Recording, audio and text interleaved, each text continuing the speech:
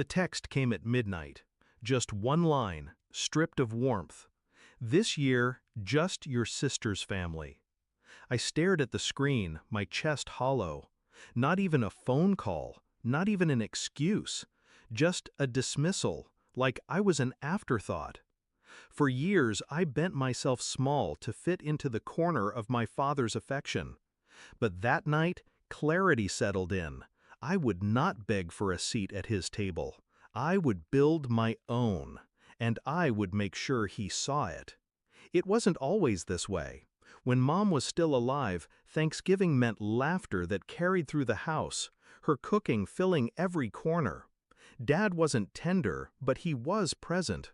At least, he played the part. After she passed, the cracks widened. My sister slid into the role of favorite. Dinners with her, trips with her kids, praise reserved only for her. I was tolerated, at best. When I pointed it out once, Dad's answer was sharp.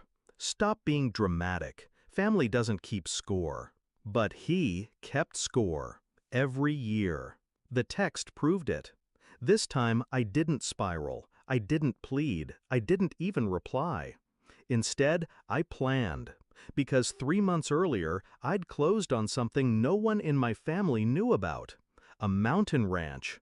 $5 million of land, glass, and stone, perched high above the pines, carved into the ridge like it had always belonged to me. I had worked in silence, built in silence, and now silence would become my sharpest weapon. The week before Thanksgiving, I called everyone but him.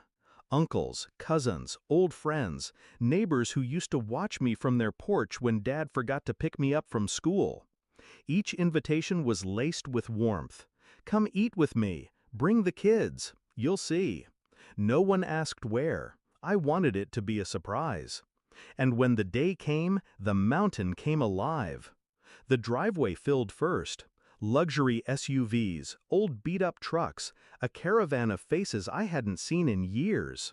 Then the sound, laughter echoing against the ridges, boots crunching on gravel, kids racing through the snow-dusted fields. Inside, the ranch glowed. High ceilings, fireplaces roaring, long tables groaning under the weight of food. A feast no one expected from me, the forgotten one.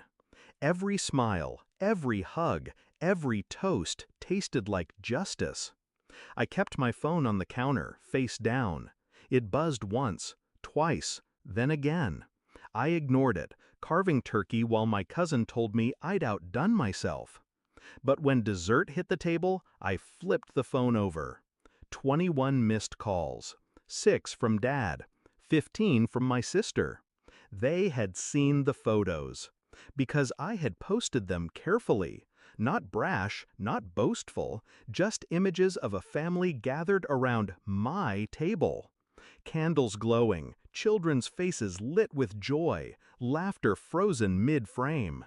The kind of Thanksgiving my mother would have wanted. And at the center of it all, me. Not excluded, not forgotten, the host. The messages poured in after. From my sister, "Why would you do this without telling us?" From Dad, "Call me back now." I didn't.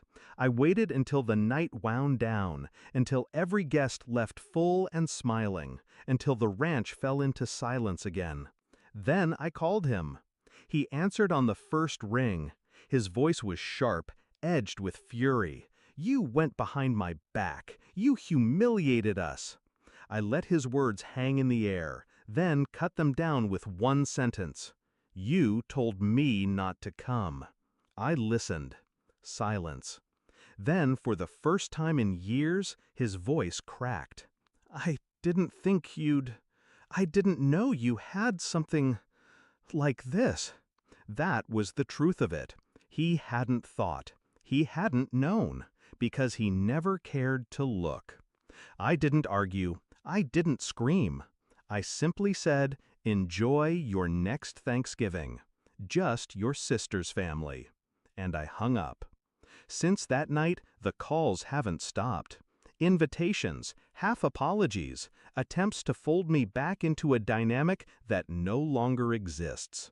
But I've learned something vital. Exclusion is power when you wield it. They thought I needed their table. Instead, I built a bigger one. And now they're the ones left out in the cold, staring through glass they'll never touch. I don't need his approval anymore. I don't crave his place at the head of the table. I am the head of mine.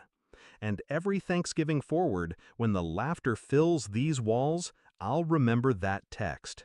This year, just your sister's family.